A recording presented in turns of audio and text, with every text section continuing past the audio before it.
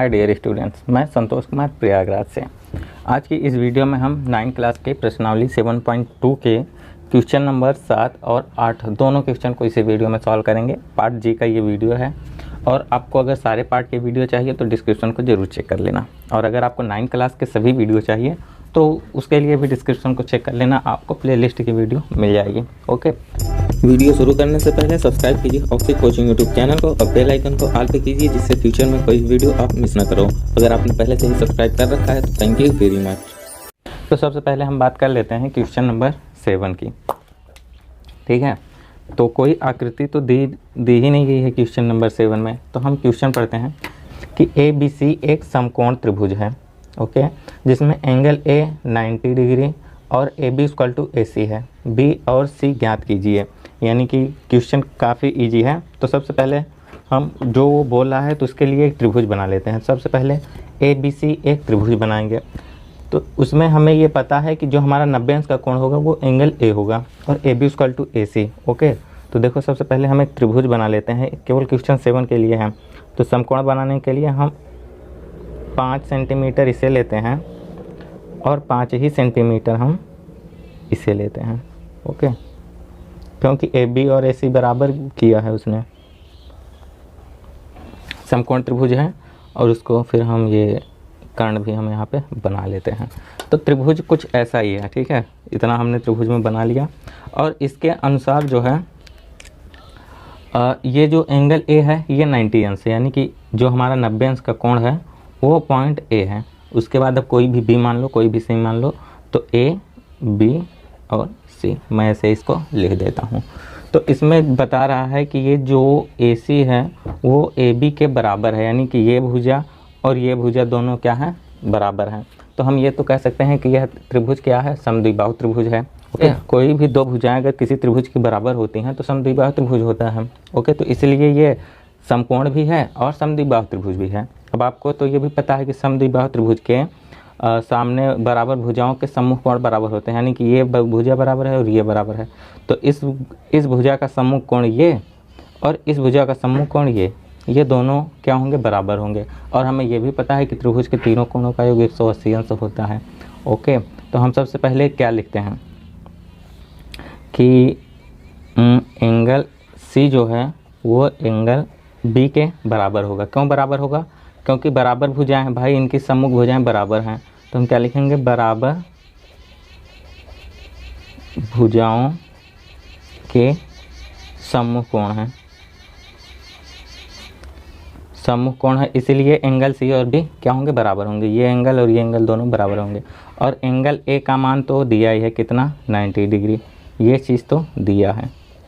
देखो हमने यहाँ से हल स्टार्ट कर दिया है, जब हमने ये आकृति बनाई तभी से हल स्टार्ट कर दिया था। ठीक है, तो अब आपको बताओ कि त्रिभुज के तीनों कोणों का योग कितना होता है, 180 अंश। तो हम फार्मूला उसे भी लिख लेते हैं कि त्रिभुज के अंतः कोणों का योग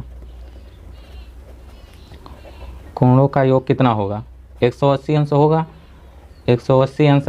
अब त्रिभुज के तीनों कोण कौन कौन से हैं, A है, B है और C है, यानी कि angle A plus angle B plus angle C।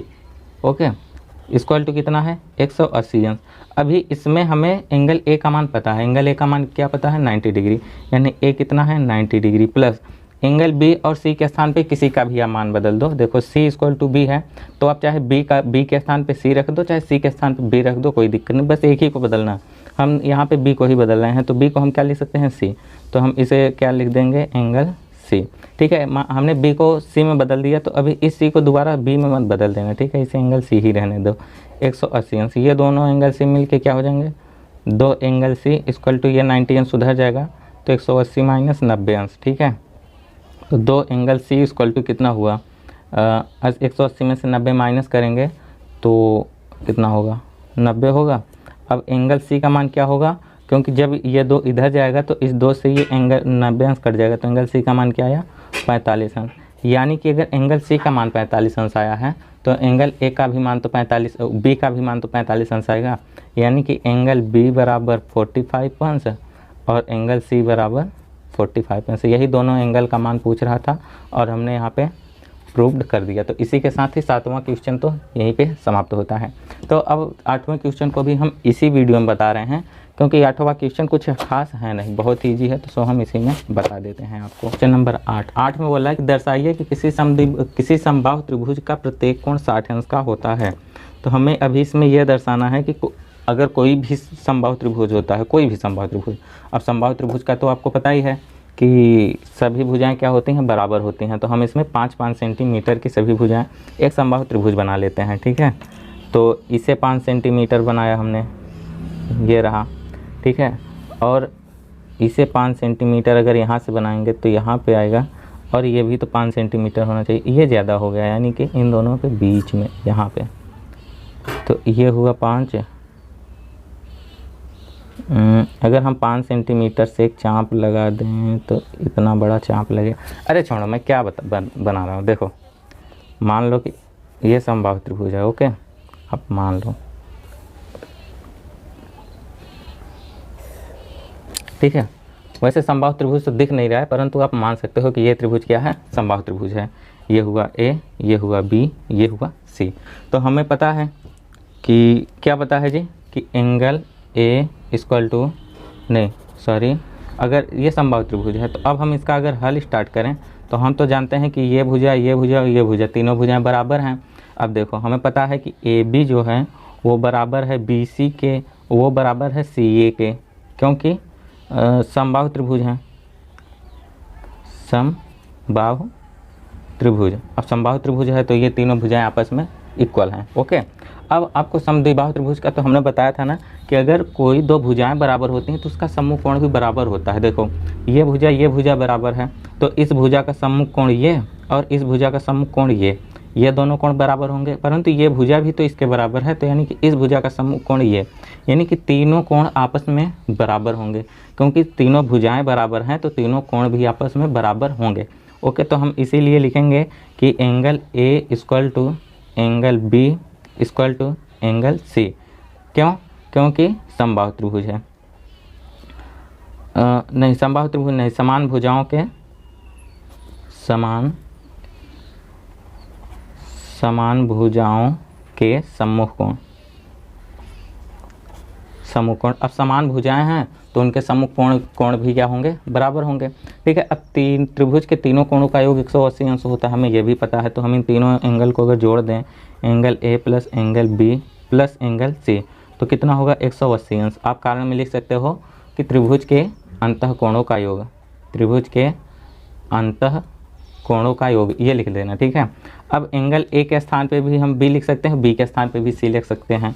तो यानी कि हम क्या कहते हैं, सभी को एंगल ए में बदल देंगे। तो यानी angle A plus angle A बराबर 180 अंश, यानी कि तीनों एंगल ए हैं। या फिर आप एक काम कर सकते हो कि इन तीनों को थीटा मान सकते हो, किसी भी एक अंश को थीटा, किसी भी एक एंगल को थीटा मान लो तो ये तीनों थीटा मान हो जाएंगे।